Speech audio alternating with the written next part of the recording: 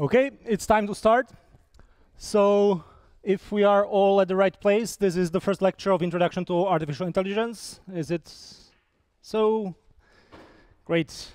So my name is William Lisý, and we have prepared this course with Branislav Bošanský, and I would like to just very briefly introduce who we are. So we are both associate professors here, but at the same time we also have industrial experience. So Branio is still a research manager at Gen Digital, which is like the house of brands that includes Avast and Norton and so on. So we know how AI works in industry, and we have been working for many years also on kind of deploying these techniques that we'll be talking about, but many other that are out of scope of this lecture in industry. We both have like international experience.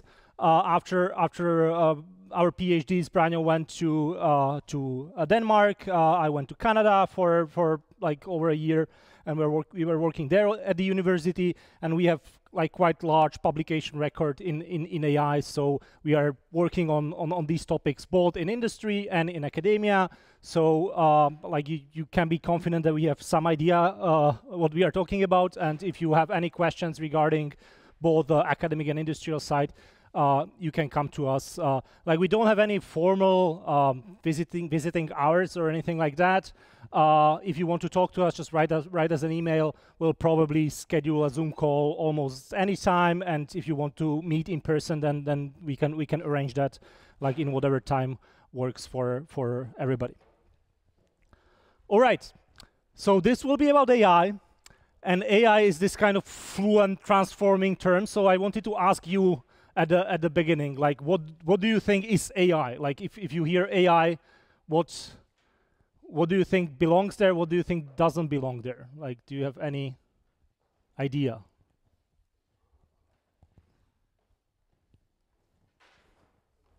Yep.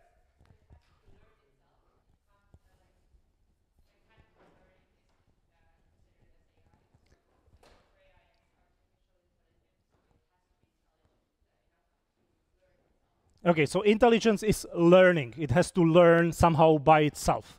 So by this definition, like, of course, I would agree, but what would you think about Deep Blue? Have you ever heard of Deep Blue or chess engine? Yes, so it was in 1997. I'll be talking very briefly about that. It was a chess engine which was programmed, like there was no real automated learning. It was just a bunch of programmers really typing hard rules to beat the chess master, studying his games, like putting there some kind of tricks to beat him. Like, would you call that AI? Because by the definition that it should learn on its own, like it didn't. But would you call it AI?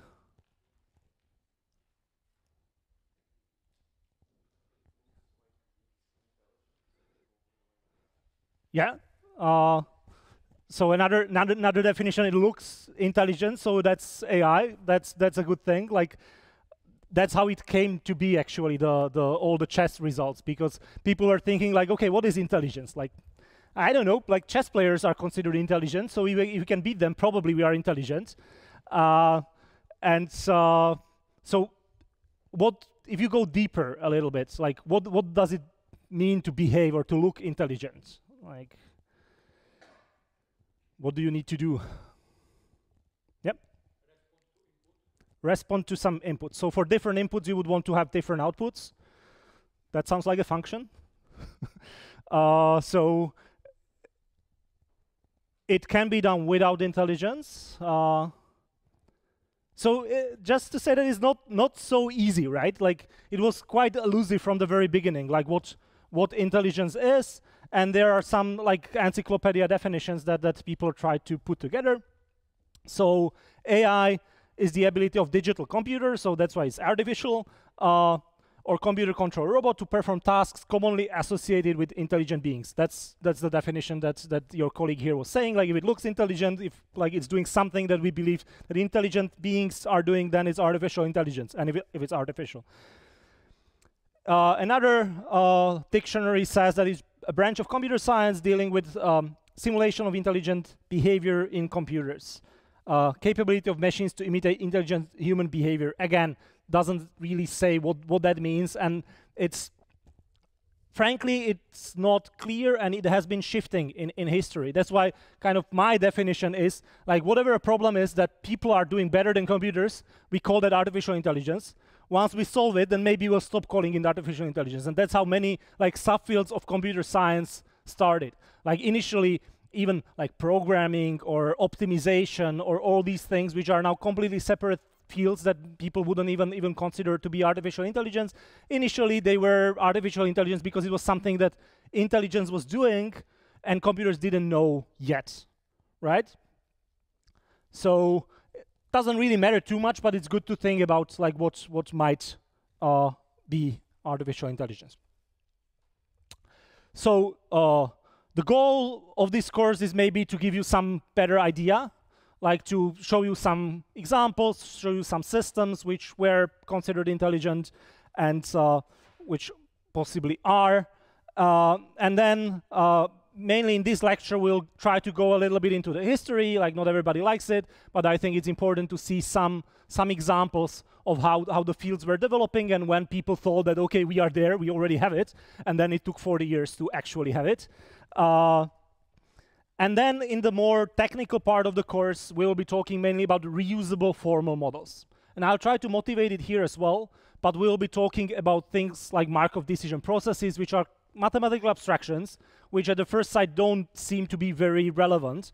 But then when you realize that you can take any problem that the intelligent agent is supposed to solve, and then you can somehow formalize it and reframe it in these reusable formal models, and then you can apply algorithms that you know, that you understand for these formal models. You can like study their formal properties, and you can implement them in some way through interfaces which are counting on these reusable formal models. So large part of this course will be about typical problems of AI and how they can be formalized in an abstract general way so that you can use the same algorithms and deploy them to many different problems again, right? So it will be mainly about models and then about the algorithms. Any questions? Like we know that the time of like in teaching has changed as well, and that there's plenty of materials on YouTube, there are plenty of materials in online tutorials, wherever.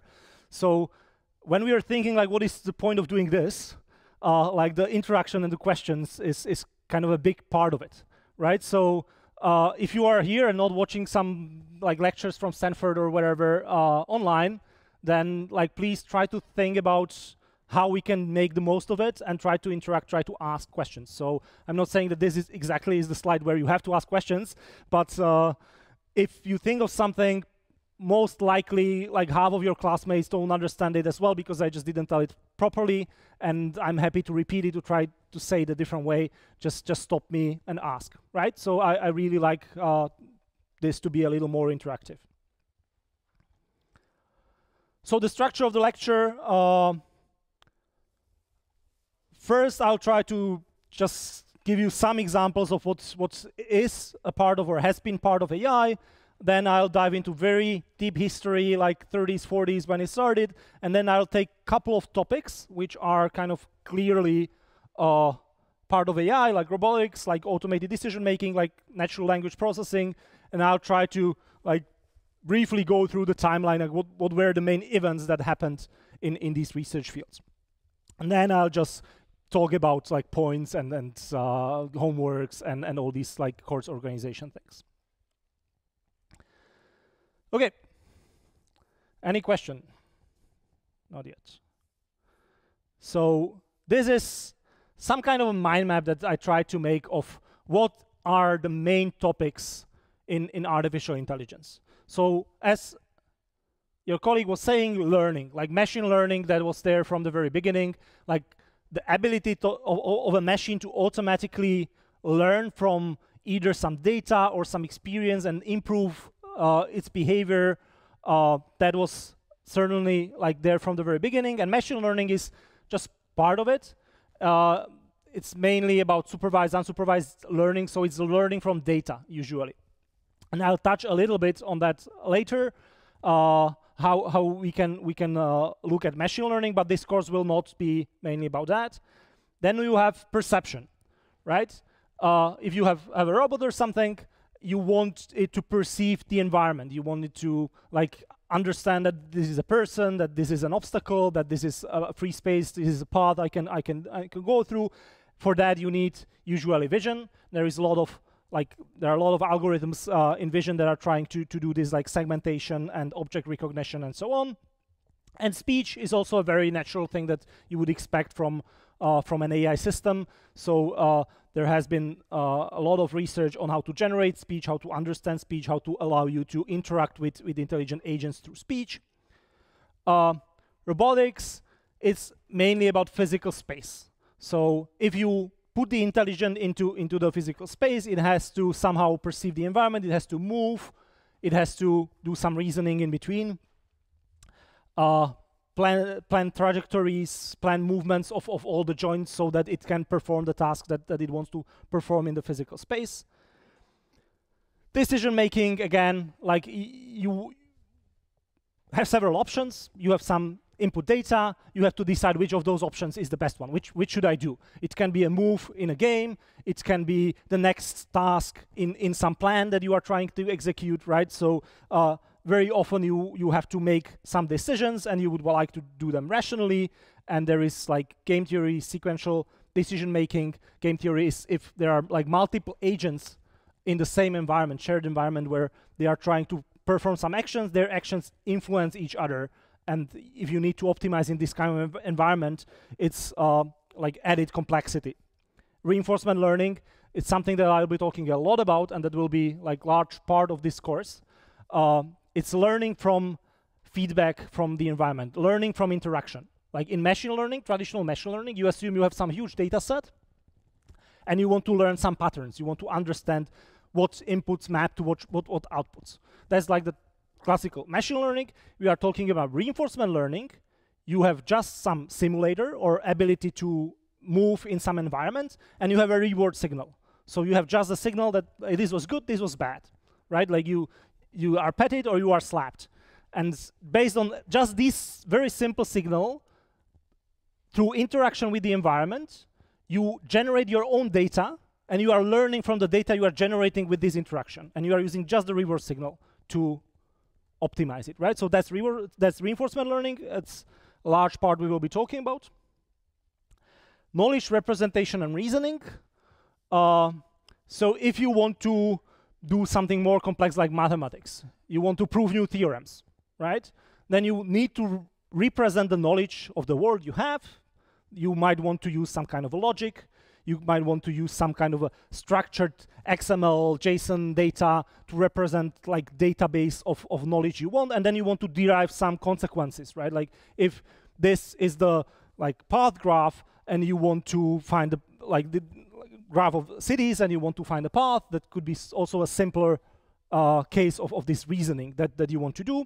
And the knowledge representation is about how you structure the knowledge, how you represent these like databases that you want to use. Like knowledge graphs are something that is used by Google, or has been used, I'm not sure still, a couple of years ago at least, when you type some question, and sometimes you just get the answer immediately, right? And that's in the separate field, like without actually search results. And that was done by knowledge graphs before, where there was this huge database of knowledge, like what is true, and if like your question was so specific and so clear that it was found in that knowledge graph, that just through reasoning over the knowledge graph, it returned the answer without giving you some web pages, right? So that's part of the knowledge representation and reasoning. And natural language processing, of course. So tasks like automated translation, question answering. You pose a question, you want the system to answer. Like these have been studied in AI for a long time, because that's clearly what an intelligent system should be doing. There was quite a lot of work, which we'll not be talking that much about in like neuroscience and cognitive science, where people are trying to understand how human brain works, or animals' brains work in biology. And they were doing that by creating artificial systems, artificial intelligence that would behave similarly to the to the natural systems, and that are two reasons. One thing is that if you reconstruct it artificially, it's like a model of the system. You understand it better. The other thing is like that you want the intelligent artificial system anyway, but there are two different reasons, right? One is that you are modeling the system to understand the biology, or you are modeling the system to just have an intelligent artificial system, and these two things are quite divergent sometimes. But this neuroscience, cognitive science is really trying to understand how we do it. And especially recently, but not only, this has been concerned actually from the 50s, from the very beginning, is that if we build these intelligent machines, and maybe possibly they are more intelligent than us, or similarly intelligent than us, and they will live in our society and have impact on the society, what does that mean? Right? There are some strong ethical, philosophical consequences to this. And there is a big field, and we'll have one lecture here dedicated to a safety and philosophy, and like what are the real concerns and what are people doing about that, and what you can do about that in research to make the AI systems a little more safe. Right, so this is by no means completely exhaustive. Like there are many different things, but these are like the main topics that AI is still about. Any questions? Is anything missing? Like, is there something that you think should be in AI and I don't have it there?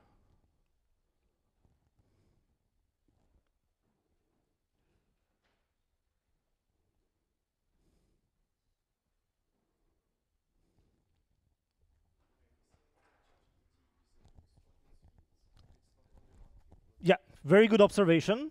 So these are not like separate buckets that don't have anything in common. Like this is kind of a soup of things which interleave largely. So ChatGPT would be, of course, like it's a natural language processing system for sure. It has used a lot of machine learning to train from the internet.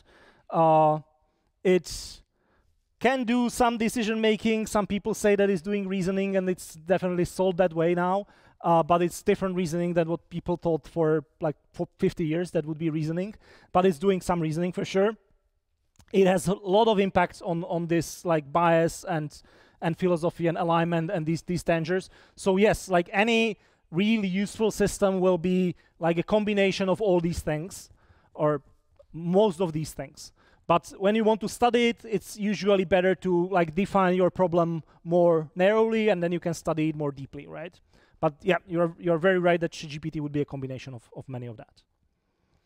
So talking of ChatGPT, what other recent AI systems are you familiar with? That's something that we wanted to know. Also because we have one lecture that we want to devote to like this new generative AI stuff, and we just don't want to tell you things that you already know. So I wanted to ask like what you are familiar with, what you are not familiar with, and maybe to what extent, to which depth. So ChatGPT is one such thing. So can anyone say another buzzword? Sora. Okay. Gemini. Claude. Midjourney. Okay, so how many of you know all of these things?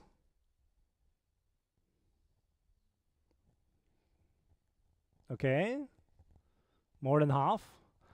What about Notebook LM? Who knows? Who has used it? Okay, couple. What about like coding assistants, copilots, like GitHub Copilot or something like that? Who used it? Okay, most of you, great. What about these image generations, like Midjourney, DALL-E? Again, most of you. So most of you know it from the user perspective that it exists, maybe besides some kind of more things like deep research. Who has used any of the deep research features of Perplexity, Gemini, OpenAI? Like less than half, okay. Probably by like in 2 months when we get to that topic, you will all be familiar with that, but we can ask again. So how much do you understand what it does? So let's talk about language models. Does anyone know how they are trained?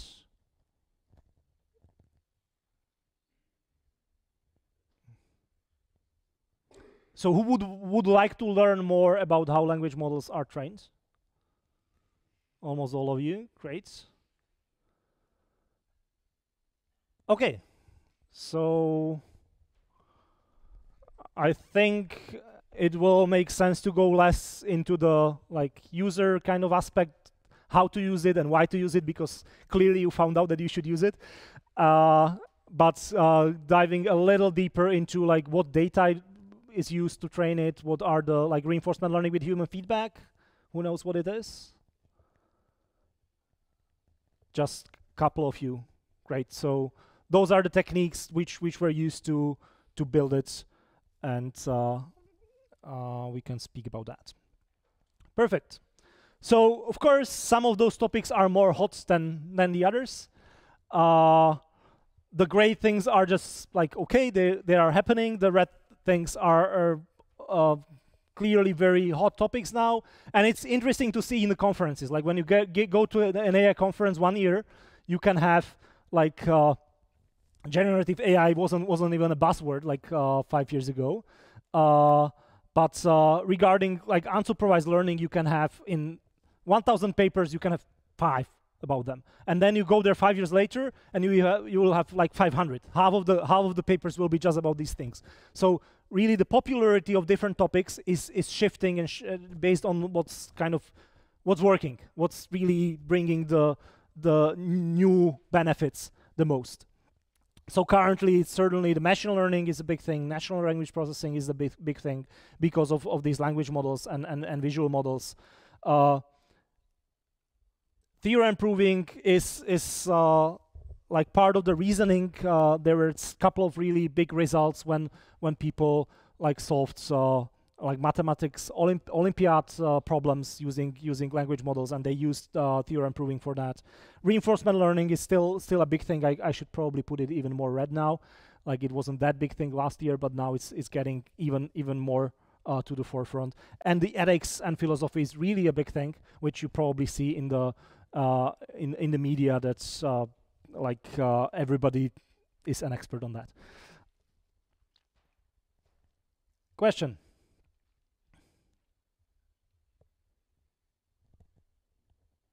Yep.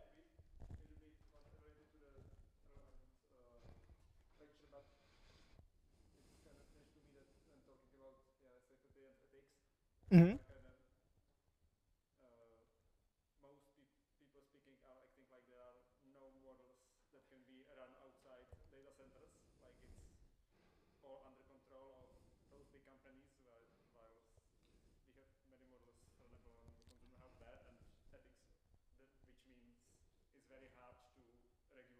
Yep.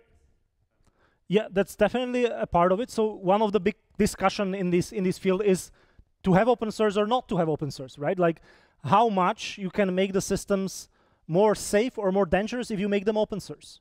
Because on one hand, anybody can play with them. Anybody can make some malicious AI with the open source systems.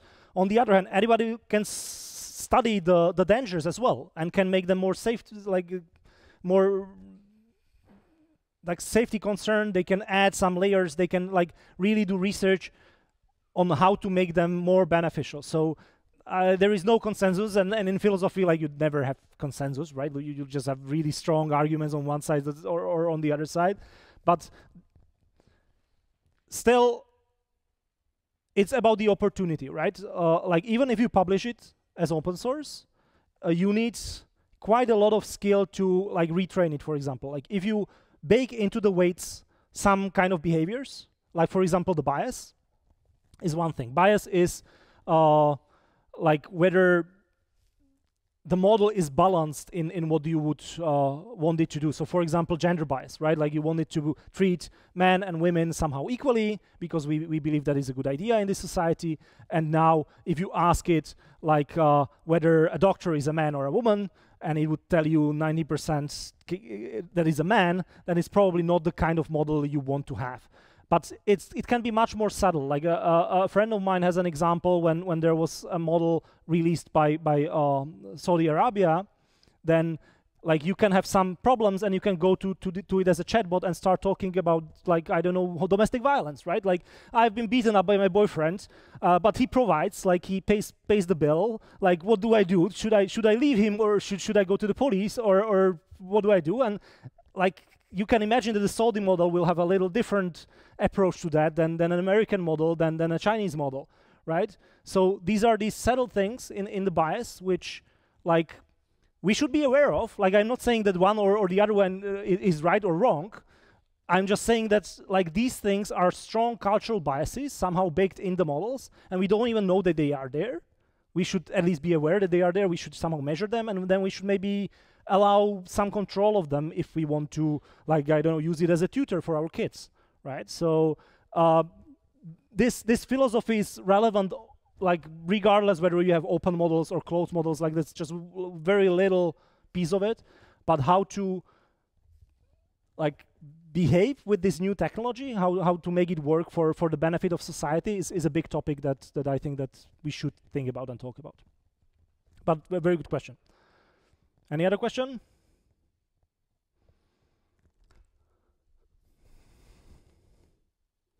Okay. Then a little business perspective, probably not necessary anymore. I had these slides like 5 years ago when there was some need to convince people that AI is like an interesting thing to look at, and I somehow kept it still. So the thing is that the market is just growing like crazy.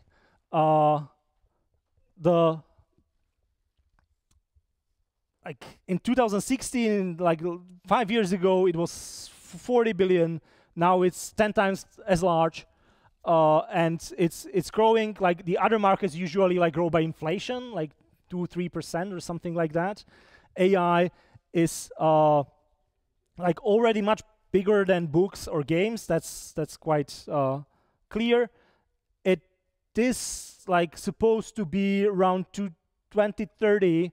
Larger than cars. So the amount of money that people pay for AI will be larger than they pay for cars, for passenger cars everywhere in the world now. Like that will probably grow a little, but again, cars are almost flat. AI is just booming.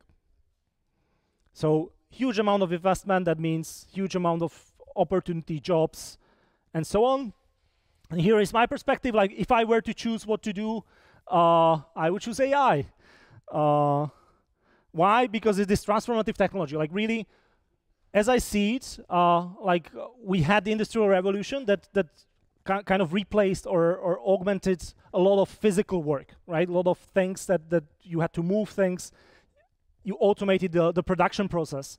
That got automated. Like fraction of people who worked in fields, in agriculture, are working there now because it's done by machines, right? Like fraction of people who worked in factories are there because it's done by machine. But people are still in the offices.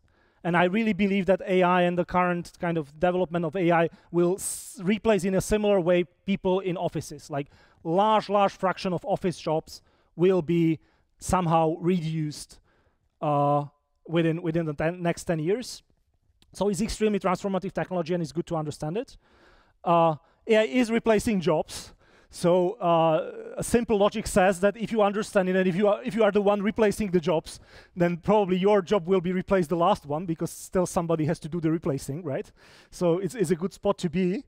There is a lot of demand for AI engineers, like everywhere in the world. Still, like the field is growing so quickly that there are not enough people. So if you know it and you can do it, it's great. And also, if you don't want to be an employee, if you want to start something on your own, currently, like the ecosystem of AI startups is also very hot. Like everybody is putting as much investment as they can, because nobody understands like what is the potential of the technology, and they are afraid that the potential will be so huge and they will miss out, that they are happy to fund almost anything. So if you really want to like build something on your own and have good ideas, then understanding AI and building it from AI is now almost a must. Like even if your company doesn't have anything to do with AI, you have to say that it's AI, and if you know something about it, you are a little more trustworthy. Okay. So that was a motivation. I hope that that's not necessary to go into too much depth right now, because it's a hot field. I'll speak a little bit about the history. I keep reducing this amount in the lectures every year because students don't like it, but I like it, and I think that it is important, and it's not easy to transfer the message, right? So I understand that it's not your fault, it's my fault, that it's hard to tell you all the insights that people have from the decades of the development, because it cannot fit into one bullet, but I'll try. One thing that is interesting, in my opinion, is to understand like the time frames when things like seem to work in media, when like there was this kind of hope that okay, we'll have it the next year, and when things actually happened, which you can see on the timelines. And also, I think that is part of some kind of general knowledge. So who knows what is a Turing test? Half. Who knows what is Deep Blue? Half. Who knows what is AI Winter? Less than half. Right. So these are some kind of very kind of popular common terms in AI, and I think it would be good to know what they are, and they are part of the history as well. Okay, so ancient history from like minus infinity to 1940. Like people were really interested in like creating some artificial something that will help them with their tasks from forever, right? Even already in Talmud, the story of Golem connected to Prague, right, was about making this robot, basically, like some artificial being that would help with the hard work and would give people a lot of power by controlling it. So already there it was. An interesting thing is this chess playing machine of 1914. Like if you know something about history of computers, you probably know that there were no computers in 1914. And there was already AI. It was like an actual, like even before there were some fake chess machines for like fairs and whatever, but this was an actual chess machine which was completely mechanical, and it was doing the end game of rooks and a king, right? So this was just to demonstrate that you can make a mechanical machine that will behave intelligently, right? Like it's not a hard task to make the end game with two rooks and a king. But this kind of completely mechanical engine was able to do it in 1914. Another Czech thing, you probably know, like who doesn't know that robot is a Czech word? Who doesn't know? 1, 2, 3. Okay, there are some. So Karel Čapek wrote this play, RUR, Robot Universal, Rozum Universal Robots. And that's where the word robot comes from. Robots means like from work in Czech language. And it was, again, like artificial people that are working in companies, so in factories. So that's where the word comes from, and then it's used all over the world. So that's important. And the book is actually, or the play is actually about ethics, mostly, right? The plot is about this Rozum company that created these robots, and now the robots are commonplace, they are working everywhere, and they are very intelligent, and they don't have human rights. And now the question is how, like, do we perceive them? And then there is a love story between them and whatever, but it is trying to display this thing, like once we create something very intelligent, very similar to us, like where is the boundary? Like why is it not a human anymore? Or what is the difference? And that was in 1921, right? So no idea about computers yet. So in 1940s, computers actually appeared. Right, these were these first electronic computers that you probably heard of at some other lecture, but or you can look at it. But what is interesting from the AI perspective, already in 1943, people like started thinking about neural networks. Right, they knew about biology. They knew that like biological organisms have something like neurons, something like axons. So they were trying to like think about how to reconstruct it artificially, because they thought that that might lead to some intelligence. Like it worked in biological systems, so why not in artificial systems? And Alan Turing proposed that computers could play chess. It was like, as I said before, like there was a mechanical engine that could do it, so it wasn't completely outrageous, but at that point it wasn't at all obvious, and there were like papers written about whether it would be possible or not. But in general, the question was like, can machines think, right? Like, can we ever reach some intelligence with just machines? Because there may be reasons why it wouldn't be possible. And Turing was thinking a lot about that, so he wrote this rather famous paper, Computing Machinery and Intelligence, where he analyzed it. You can look at it, and he proposed Turing test, which I'll be talking briefly later because I have a slide for it. And but he was also asking this question, like whether machines can think, and he summed up the arguments, what people can say, why not, and try to rebut them, right? So here is the has in the sand objection. Okay, I don't like that one. The mathematical objection, for example, that people would say that, okay, in logics, it was already known that there are this undecisability problems where like logical systems cannot prove all theorems because of some limits that Gödel found out. And people were thinking, okay, then probably like intelligence is impossible. And Turing says, but okay, but humans cannot do it as well, right? Like most people cannot prove all the theorems, and still we would believe that they are intelligent, right? And similar objections like argument from consciousness, that's like consciousness is necessary for intelligence. And he somehow explains why maybe not, like probably he's using the Descartes argument, right? Like, I don't even know that you have consciousness, right? How do I know that? I know that I have consciousness, but you seem intelligent, but you don't need to have any consciousness. Like, I'm not aware of it. I'm not observing it in any way.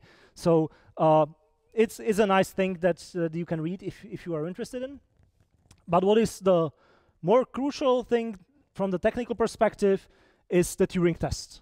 So the Turing test was a way how to measure intelligence, right? Like the question was, okay, we are trying to build the intelligence. How do we know that we did it, right? Like if we build something, how do we know that we have achieved the artificial intelligence? And he proposed this test, which you have an observer or later a whole jury, and you have two different separate rooms, and you are talking to a terminal, through a like typing system, so that you don't observe how the person on the other side looks like or how quickly they respond or whatever. You are just exchanging messages, basically, either with a computer or with a human. And you don't know which one is computer and which one is human.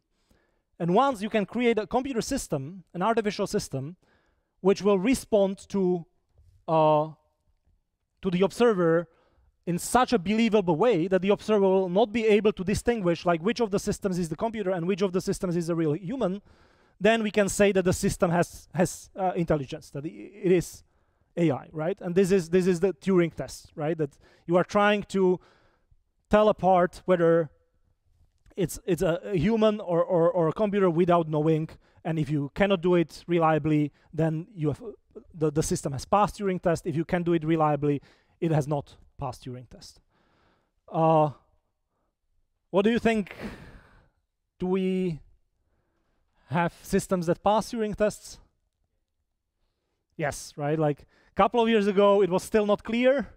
But since ChatGPT, maybe the first version is still kind of, you could catch it somehow, but current systems like clearly do pass the test.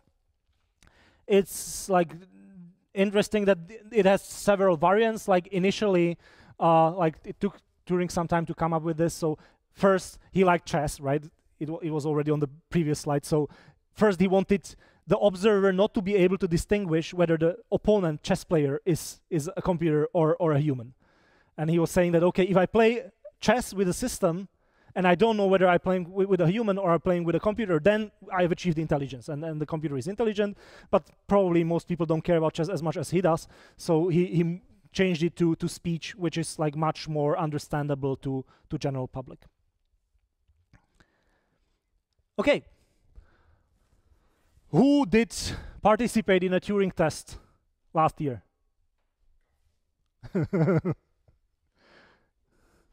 Yeah. CAPTCHA. Do you know what that means? Completely automated public Turing test to tell computers and humans apart. So CAPTCHA is still like used to like in the reverse way, right? To make sure that we don't have a bot, a computer system on the other side of the website. Have you solved CAPTCHA in 2025? Yeah? Okay, but it's disappearing, right? Like now you just have the checkbox, I'm a human.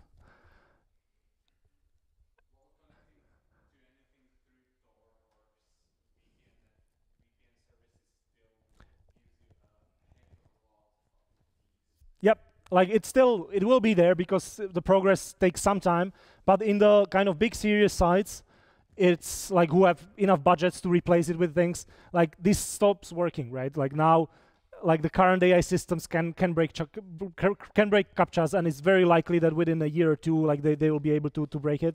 So that's why they are moving to this system with just a checkbox, which is actually like trying to find out everything about your computer that it can, and decide whether it's like an automated botting machine or it's an actual computer.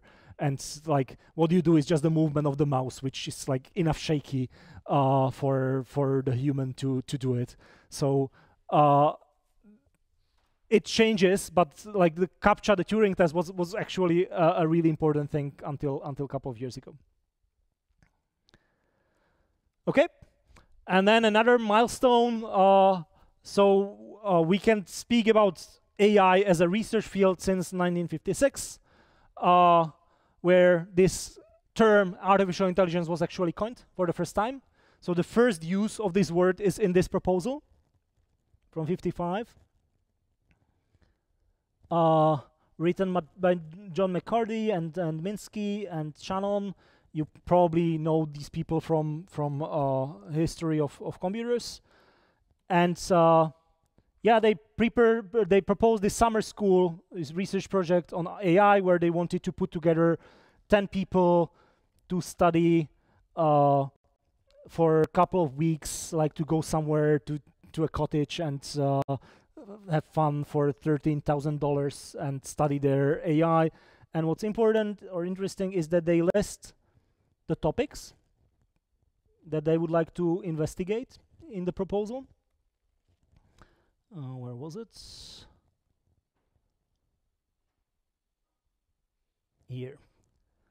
So automatic computers, can computers be programmed to use a language? Neural networks, theory of size of calculation, right? So that was also AI, but now it's computational complexity. Programming languages, self-improvement, abstractions, randomness, and creativity. So topics which are still explored to this day in AI conferences. And that's considered like the founding event of the AI, the Dartmouth workshop. Okay, so that's for the ancient history. Do you have any question regarding that? How it all started? Yep. Yes.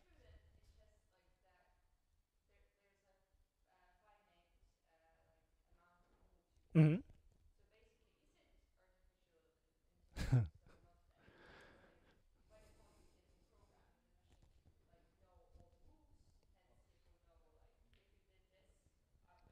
Yeah, that's exactly the point I was trying to make. Thank you very much. Like that's in the 50s, 60s. Of course, it was artificial intelligence. Nobody had an idea how to do it with computers. People were able to do it. Intelligent people were able to do it, so they were studying it as a part of intelligence. But yes, like the state space is 10 to the power of 40 something. You can theoretically search through it, but even the idea of searching through a state space was not known at that time, right? Like there was no machine, nothing that could like systematically search through all the options. So that is the algorithm that actually like Turing and Shannon proposed in those papers. That's okay, we can do it this way.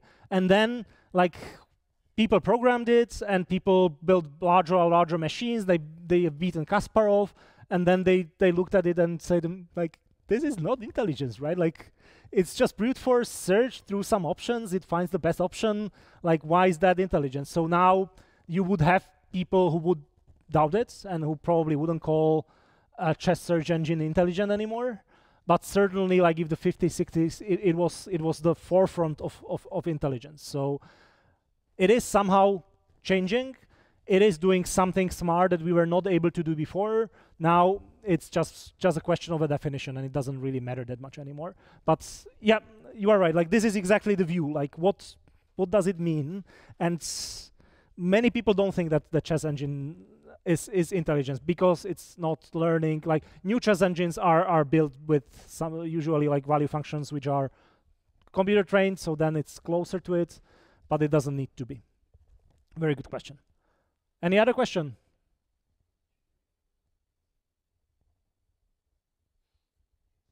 No. Okay. Then now I'll try to dive into like some like subfields. Again, these are not discrete subfields, which will be completely unconnected from the other things. It will be just like focusing on some aspects of the AI research, and one of them is robotics, right? Robotics is not just AI. Robotics is like mechanical engineering. You have to build all those like joints and arms and everything. Electrical engineering, servos and chips and everything. Software engineering. There is a lot of just programming that you need to put together to have the robot doing something. Control engineering, right? Like if you want to move a meter and you really want to move a meter, then like if you are slipping or moving a little, you want to control for it, like reset it. It's control engineering. It's like on the edge of AI, but it's not entirely AI. But then you have the AI, which like is what I want to talk about. And it's so AI in robotics is how to create intelligent behavior in physical space. So that includes this kind of loop of sensing, thinking, acting, where sensing is all kinds of sensors that gives you input about what's in the world, which can be the bumpers, odometers, lidars, cameras, maybe some higher level functions like object recognition. When you like have the camera, the output doesn't need to be just raw pixels, but it can be something a little more. Then you have like the higher level thinking, which is like you want to build a map of the environment. You want to plan paths in it or some tasks, and you want to make movements, grasping, speaking, and so on. And if you are thinking about like what you need to build an intelligent robot, like really any complex system, usually you cannot think of all the things until you build it, right? So people were building it. Just for the context, already in 1961, there will be probably a commercial. Sorry for not paying for YouTube.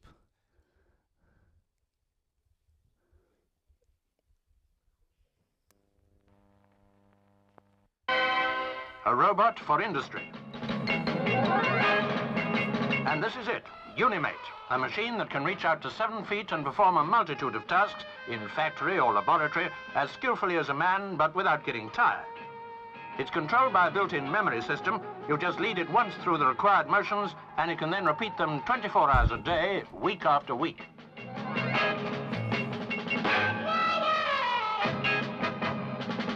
It can position objects to within 50,000ths of an inch.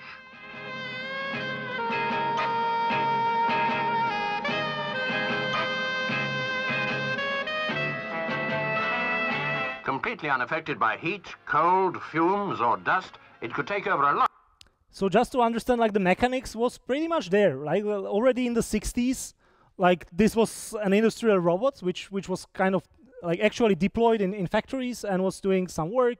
You had to, like, show it what to do, like, move it through some kind of procedure, and then it was able to repeat that procedure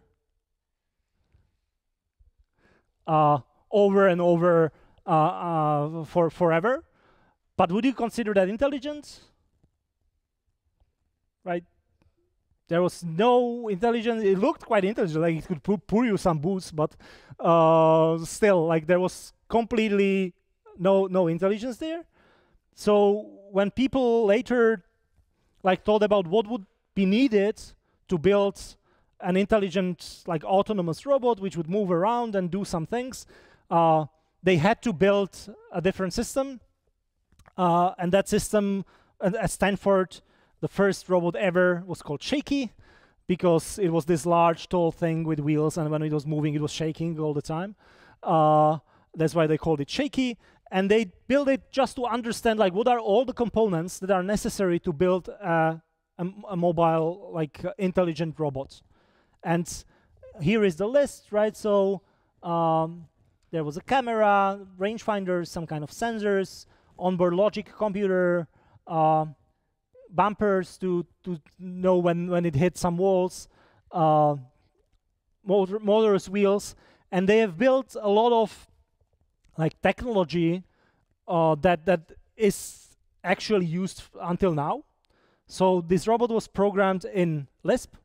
So if you will have functional programming course, you will probably find out about Lisp or Scheme, like that's pretty much the same thing. Was one of the first, like, higher level languages that was, like, compared to assembler, which people had to use to program before, like, it's a super convenient programming language, and you can basically build complex applications without many problems. Then it defines strips, which is until now used for understanding planning problems and for, like, developing planning algorithms. Again, it's not like if I have an application with planning, I would code it in strips and use it. It's more like for research. If you want to understand different aspects of different domains or different aspects of algorithms that are solving planning problems, strips is a very useful formalization, again, like abstraction of planning problems. And this project also introduced A*, which is, like, one of the, like, currently still used search algorithms for like graphs or any kind of structures. We will be talking in this course much more about how you can use A* beyond just path planning. Like, for path planning, it's no-brainer. Like, definitely any satellite navigation or whatever you have, if it's kind of searching paths in large maps, it's using A*. And we will be talking about that algorithm quite a lot, but you can use it for much more general things. For example, the planning as well is very often done by the A*. Also created the generalized hue transform, which is, again, a very still very used algorithm in robotics. So even in the 60s, like, by building this first robot, they understood what are the components and built some things which are still used. Then in 70s, like, they were thinking, like, okay, but maybe we want robots that look more than us. Shaky doesn't look like me that much, but this robot already does. So that was Japanese robots. That's why, like, I don't know whether in your generation, but in my generation, still, like, Japanese were the robotics people. Like, they were the people who were good at robots for some reason, and this was the reason that they had really strong research program and built the first humanoid robots. Then, like, a couple of years later, it was able to walk, it was able to speak Japanese, it was able to, after a couple of years, to play on organ. So you could just put any music notes, it was reading it through camera, and then it was like pressing the keys in like the very beginning of 80s. So like understandably, people thought that, okay, we like have the AI here, right? Like we have this kind of demos that's super impressive. Then autonomous cars, right? Like it looks like that's something that Google came up with a couple of years ago. But actually in 1980s, there was a strong push, right? People were very kind of eager about this AI thing that came, and they thought that's okay, like having cars drive themselves would be nice. So there was research in Germany with Mercedes, where they built this van, and a couple of similar ones. You can see here there was a camera, some basic camera, some sensors, and was able to like drive first just on empty streets, then in 92 already even in traffic, and it has driven like 1,000 kilometers in the 80s. But somebody had to still sit there at the wheel, right, and be able to press the big red button and stop it and whatever if something happens. And again, like it wasn't really adopted, even though it kind of worked, it never worked enough.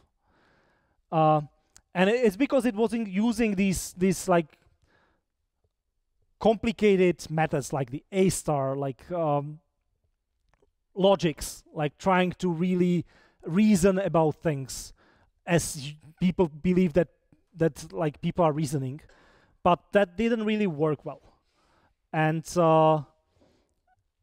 one breakthrough was this like essay by Rodney Brooks, who just like realized that animals are especially like smart, like they behave very intelligently, and they are probably not solving any like kind of search problems and chess and logics and whatever, and they still are very intelligent. So he had this strong push in robotics to simplify things and come up with very simple reactive rules that would just behave reasonably, but very quickly. And that was a big change, because before the robots were slow and very like, it didn't look like it is moving anywhere.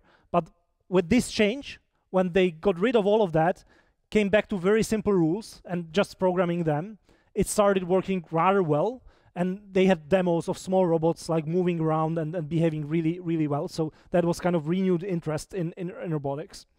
That's why it was quite a big milestone. And then in another 10 years, robotics became consumer products, right? So Aibo was the first like consumer robot that was sold to people. It was this robotic dog, which wasn't doing much. It was able to follow this orange ball. You could like show it, you can throw it. And it was kind of based on these very simple reactive principles. It wasn't doing anything like deep, but it was moving around. When you patted it, it was moving its tail, and it had this kind of dog-like movements, which made people believe that it is kind of intelligent. It was fun toy, so it was sold. It wasn't really super commercial successful, but then the first commercial success was Roomba, which was in 2002, robotic vacuum cleaner. And again, the first ones were not really doing anything like planning, or they were just moving randomly around and vacuuming, right? But that was enough. That worked.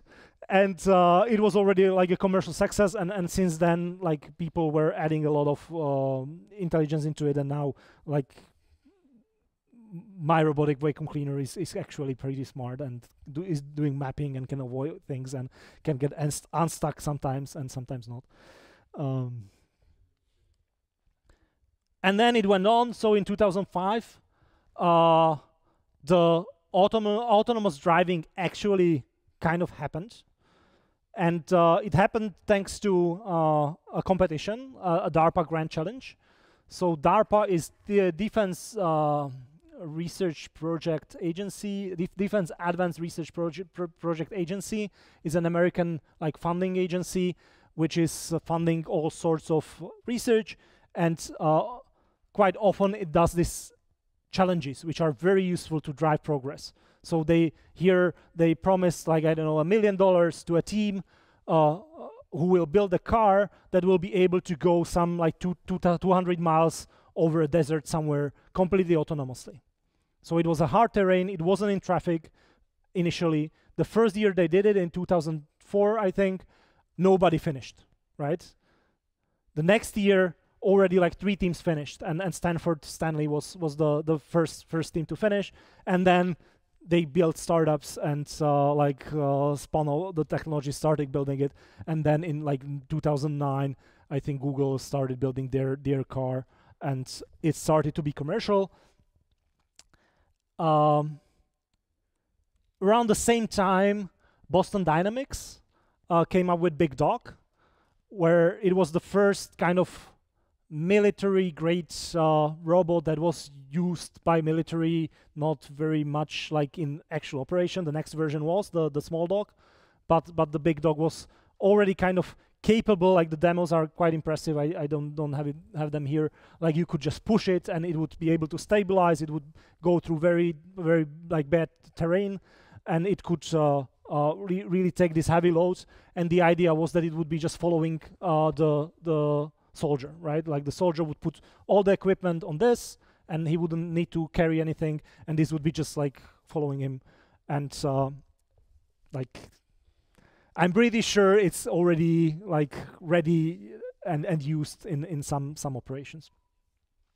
So in 2005, like in mid-2000s, robotics actually moved from the labs to like this mobile kind of robotics, not the industrial robotics, to homes and companies and actual like deployments. So robotics now, I think I have I can show you another commercial here. Volt should pay me for this.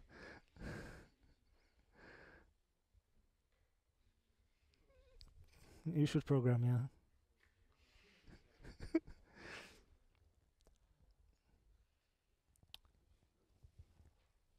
So currently, like, humanoid robotics is a big thing.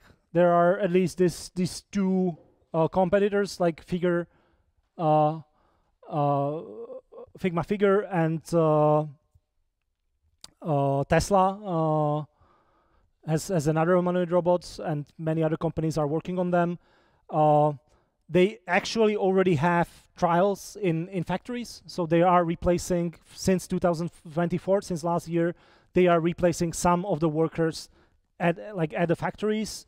They have like very natural movements, sometimes even scary. And what is important is that large part of it is trained by reinforcement learning. So that was a big thing in making robotics, like movements, work very well. So people are trying to program how the joints should move. Then they were trying to use like differential equations to describe it and to solve them and do all these things. And it kind of worked, but it never worked really beautifully. And it started working really beautifully once they added like reinforcement learning, where they don't put any assumptions about how they should move. They really just put there a neural network, which is perceiving like the position of the joints and gets rewards if you do something like properly, and gets punishments if you don't do something properly. And this is how these systems are trained, usually first in simulators and then potentially on the real hardware. But reinforcement learning is something that we will be talking about in this lecture quite well, and it is a key component of all this.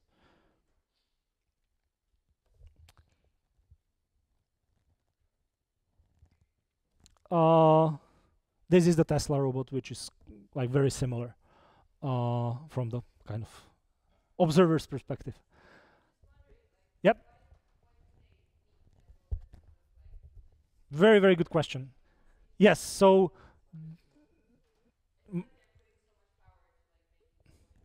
that's a great question. And there were discussions and like people were thinking very, very heavily about that. There are several answers.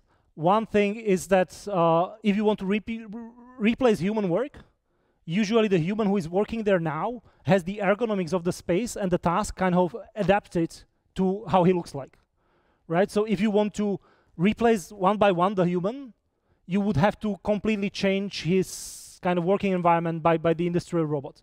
And for some things it works, and that's why like we have factories full of industrial robots. But for some tasks we still have humans because it was not like easy or cost-effective to replace them because of some generality that the humans provide, and it's just way cheaper to take the human and next day to bring the robot and do the same work, right? Than to replace it with some kind of specialized system that would do just the one thing, and then maybe the next week, next month, you need to do a different thing, right? And you will have to reconfigure the whole robot. And humans somehow evolved, and our tasks evolved with them, right? In a way that they match, that they are quite compatible. So that's why if you have the humanoid robot, then it can replace human work way better.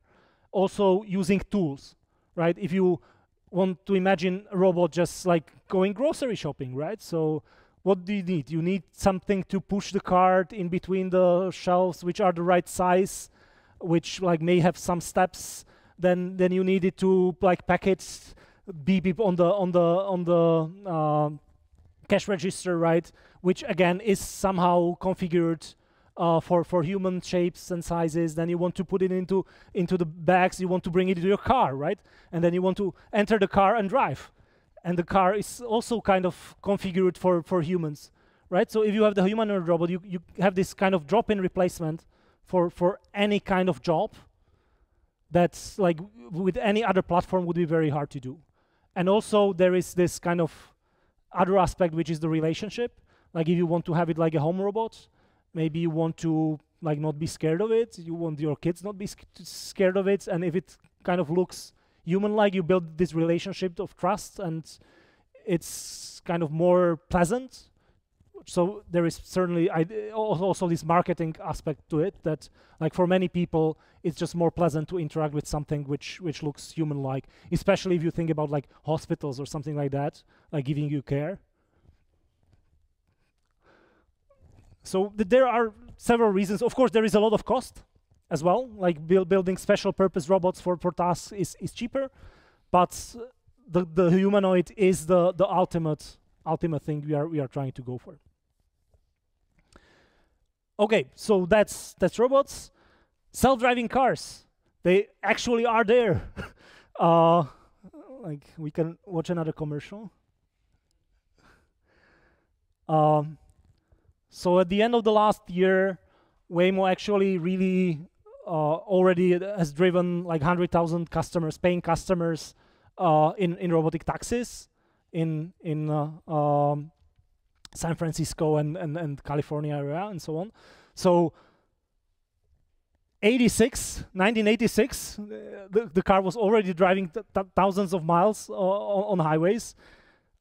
2024, the car is actually commercially available as a taxi product where you can just hail the car and use it as a regular person, right? So 40 years later.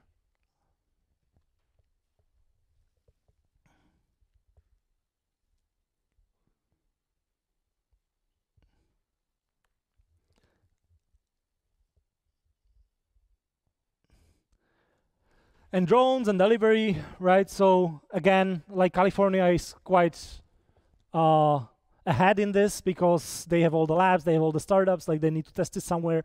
So the investors are just paying all those trials, even though they don't pay for themselves, right? Like it probably is still not cost effective to have your pizza delivered by this robot, but they believe that eventually the cost will go down and they'll have the technology, so it's worth it.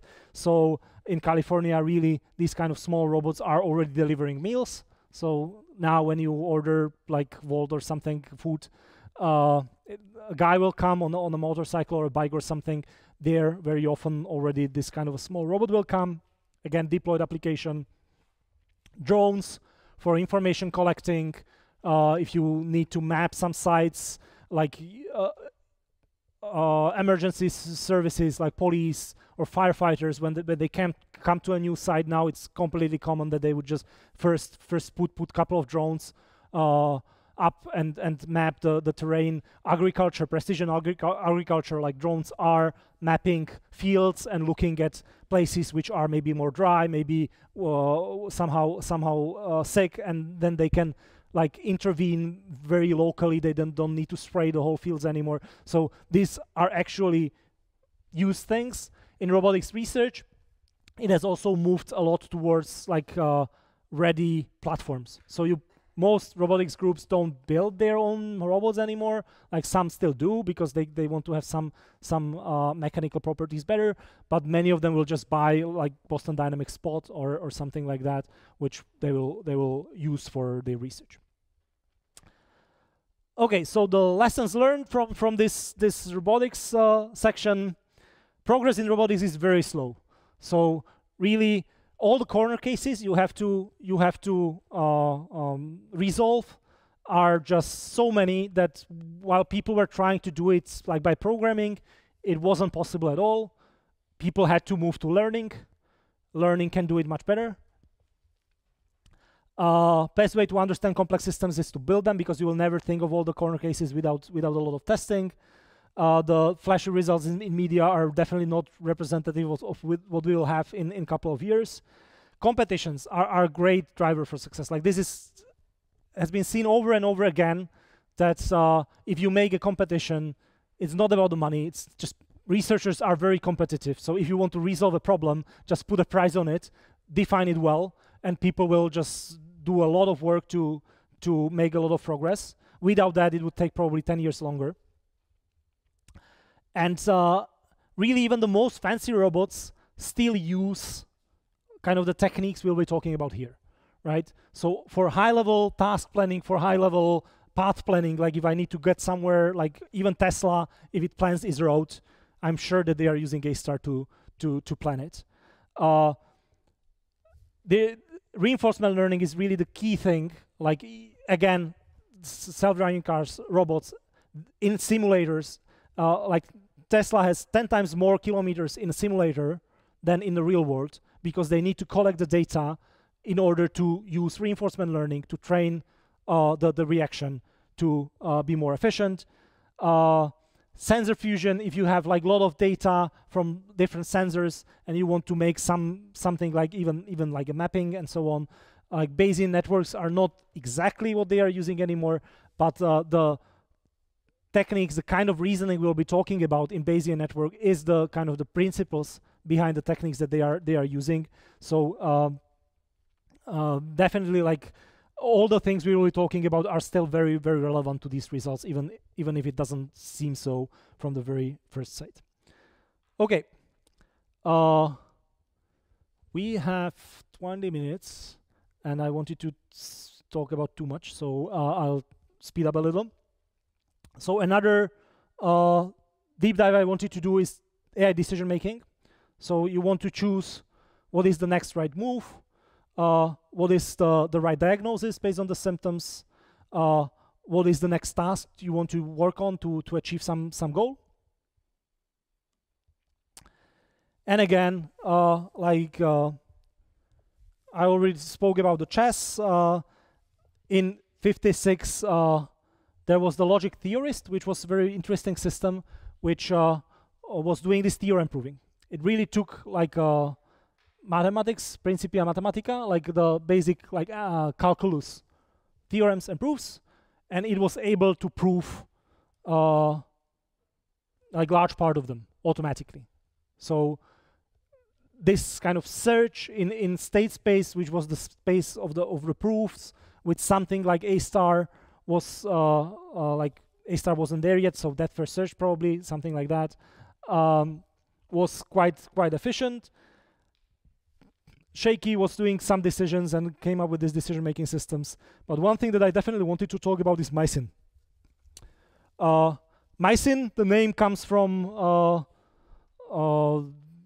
antibiotics. Many antibiotics are called something mycin, right? So I don't remember them like a specific one, but mycin is kind of very often suffix for antibiotics. And it was something called expert systems. So people believed in this decision making initially that the only thing you need to achieve intelligence is just to write the rules, right? Like that humans are just applying some kind of rules. If you make a large enough set of rules how to behave, like if this is true and that is true, some like logical inference rules basically, then you can derive everything that is true, right? That's how mathematics worked, and that's how people believe that intelligence can work.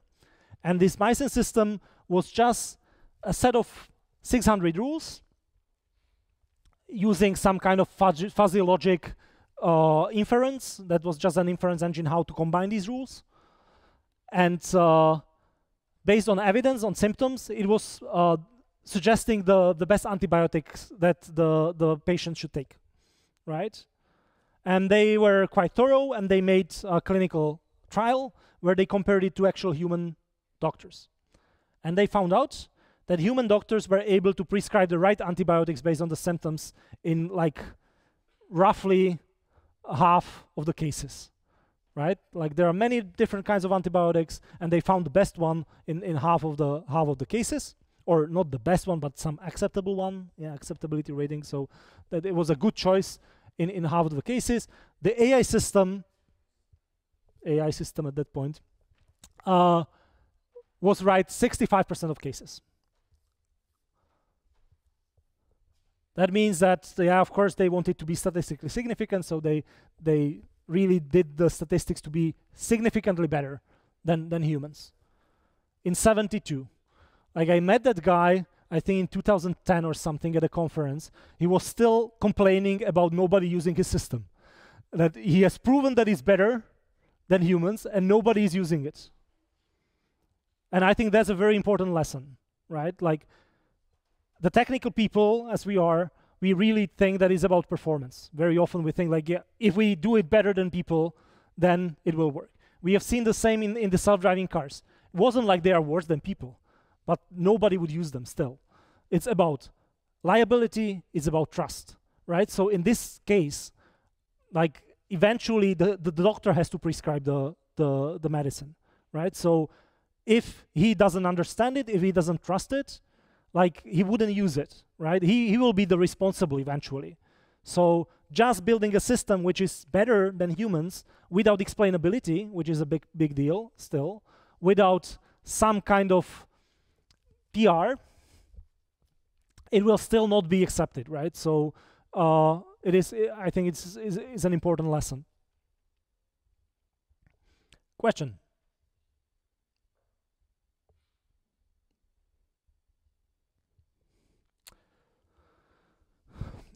Okay. Not that this would be the reason. This was one of the reasons, but soon after, the first AI winter came, and this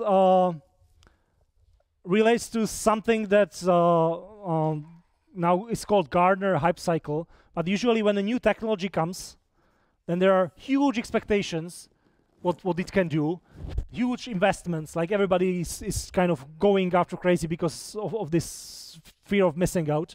But then these expectations are almost never actually realized, and people find the limitations of the technology, and usually the drop is quite steep, right? People don't want to hear about it. They say it was complete mistake, like we shouldn't have done that. We spent so much money, it was useless. But it wasn't useless, because then it will like grow, and usually like there is a merit. Like in every new technology, there is a merit. So this kind of drop happens with anything, and it happens like with AI even more, because it's very easy for people to imagine like what the world will be with AI when like everything will be done for us, and everything will be better and smarter and so on. So of course it didn't work. So after the initial hype in the end of 70s, there was a big drop, and really like the conferences shrunk to a tenth of people before. Funding shrunk. People focused on much more specific things, and it was caused by several events, which I'll not go into the details. But again, it didn't take too long.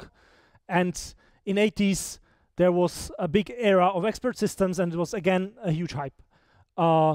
So they found some places where these rules work, right? Where they wrote for this XCon company, which was building computers from components. And they had a huge cost by not putting all the compatible components together at the right time to deliver to build the computer, right? So they delivered all the parts, they tried to assemble it, they found out that, okay, that doesn't work, they need to replace some parts, and then it took a lot of time. And then they deployed this AI, this expert system. They wrote many, many rules on how these components should be put together to build a working computer, and they deployed it.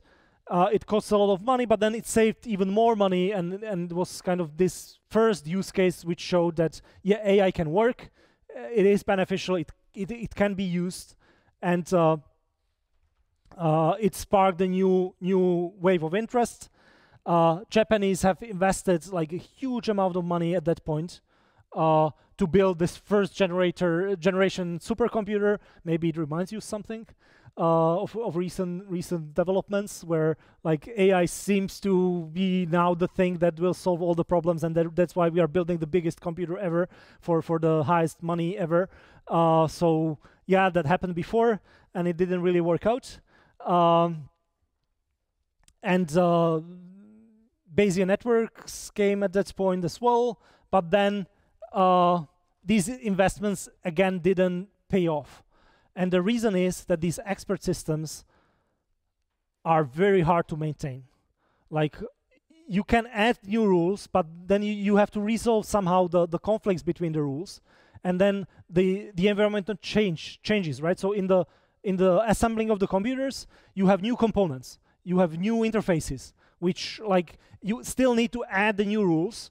And now, instead of the experts who kind of knew how to do it and sometimes made mistakes but kind of learned, you have this huge system, and you need these expensive programmers to maintain it, to add new rules. The rules are still more complicated, and you need to redesign it because something new happens.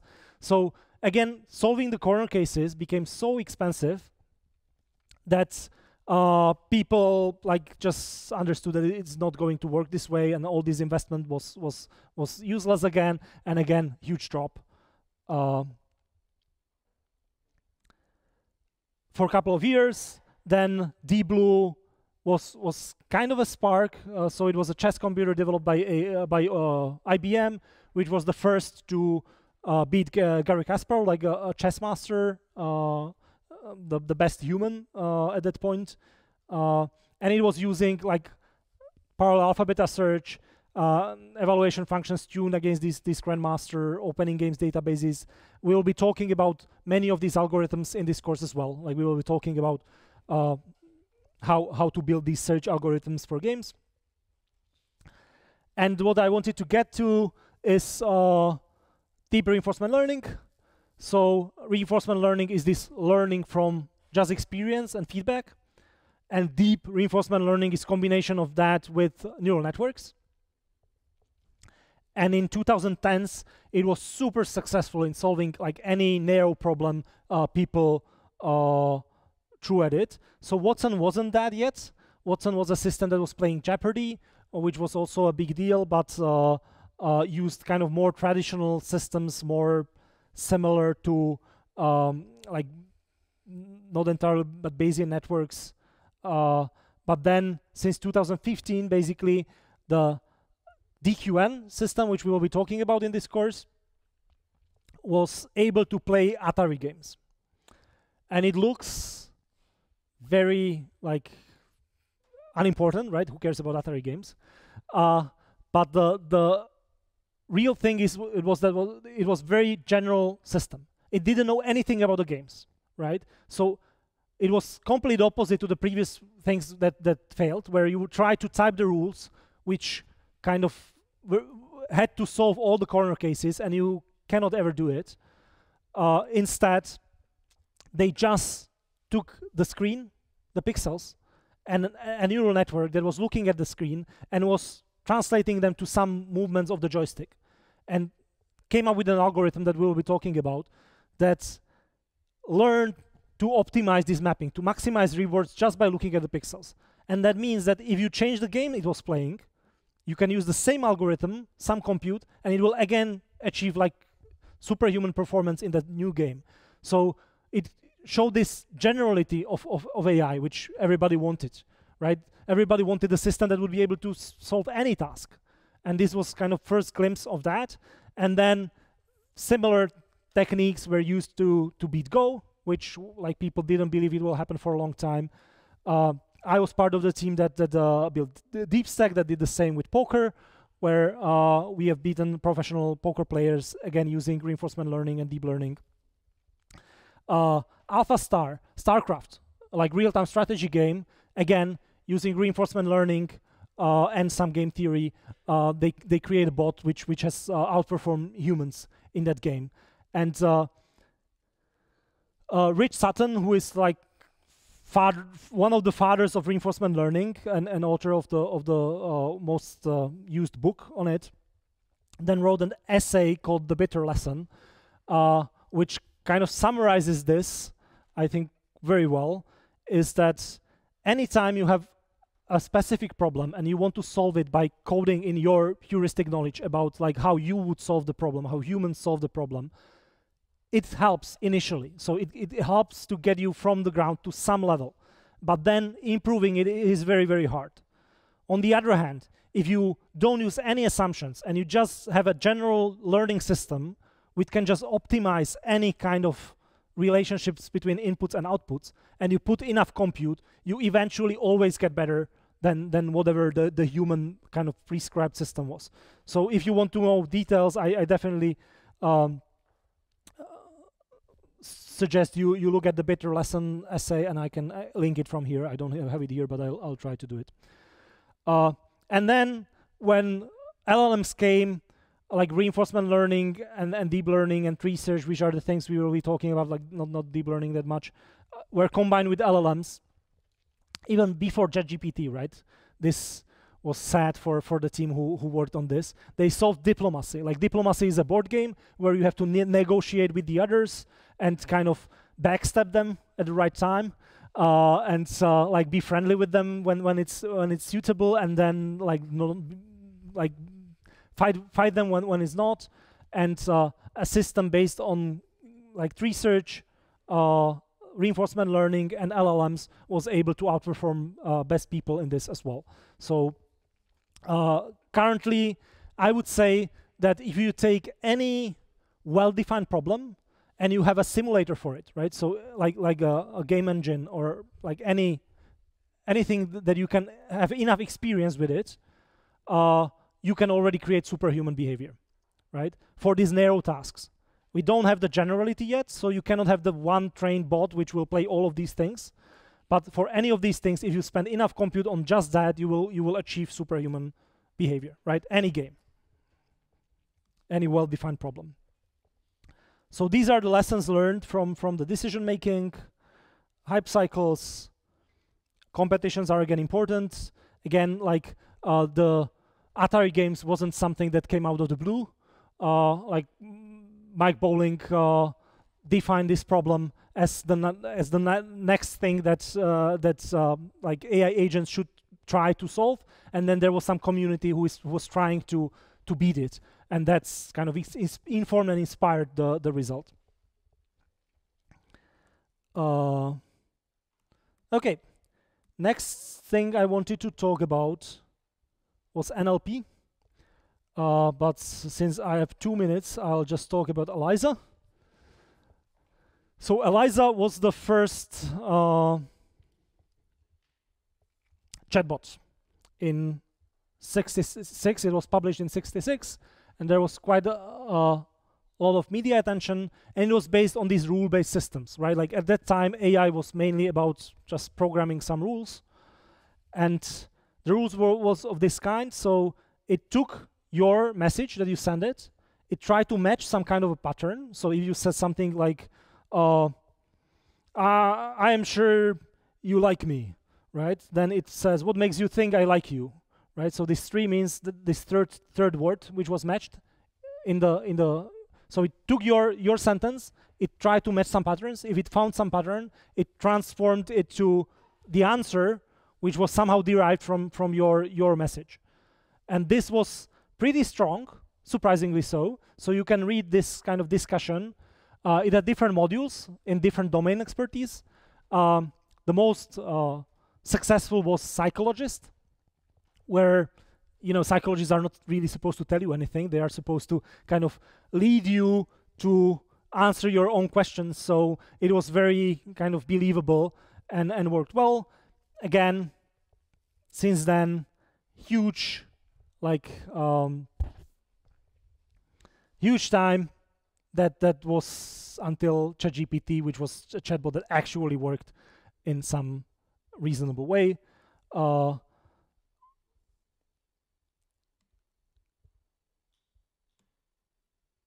Machine learning, I'll have to talk about it later. This is something that you can look at in the slides later. If you are interested in learning something more, like this course, ZUI will give you some kind of knowledge about these techniques, and we'll talk about generative AI as well. But these are all the other courses that are, the bolded one, are offered as part of Open Informatics. These one are, I think, in the cybernetics program. So these are the courses in which you can learn something more about these particular parts of AI. So this is really just the introduction. You will learn more about the course organization in the labs, because I don't have time for it. There will be 3 homeworks: programming. Important thing is midterm test. So in the middle you will have a written test, just to try it out, because then the test at the end is large part of your grade. So just to see how it looks like, so that you can prepare for the rest. You will get some points. I think it's rather standard. One thing is that we are quite strict about the deadlines, so try to follow them. If you submit it up to 1 day later, you will get 20% penalty. Much later, you will not get any points, but you still have to do it, right? So it's much better to do it in time. And this is super important, right? So if you have any issues, if you have some objective reasons why you cannot do it, something is wrong, just reach to us, right? Because if you come like a week after the deadline and say, oh, I couldn't because whatever, then we'll not listen anymore. But if you come like 2-3 days before the deadline or a week before the deadline and you say, okay, I have these issues, I had to, I don't know, like take care of my siblings or whatever good excuse you come up with, then like we are flexible, but try to be serious about that and come early. And last thing, literature. Slides are there for me not to forget what I want to tell you, and for you to like see the key keywords that we were talking about. It's not study material, right? We'll try to point you to some materials like in the slides as well, and on the web page and so on. But it's most of what we are talking here is like standard topics. There's so much materials about that. Even on Wikipedia, like it's fine for this kind of basic topics. And in these 2 books, you will find almost everything, which is Artificial Intelligence Modern Approach by Russell and Norvig, and Reinforcement Learning by Sutton and Bartow. The Reinforcement Learning has a PDF online if you just search for it. IMA has also PDF online if you just search for it, but it shouldn't be there. So if you ask us for a chapter, we can provide you some chapters from IMA as well. But as I say, Wikipedia, YouTube, whatever, like these are relatively standard topics that you can find almost anywhere. Okay, sorry for going 3 minutes over, but if you still have some questions, I'm happy to answer them.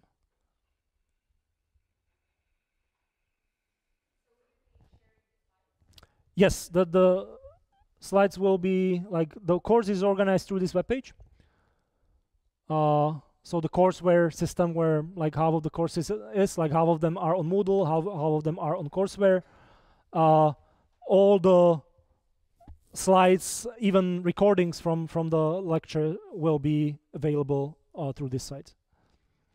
The recording some later time, I don't know when exactly, like it will not be there immediately, but like within a week or so it should be there.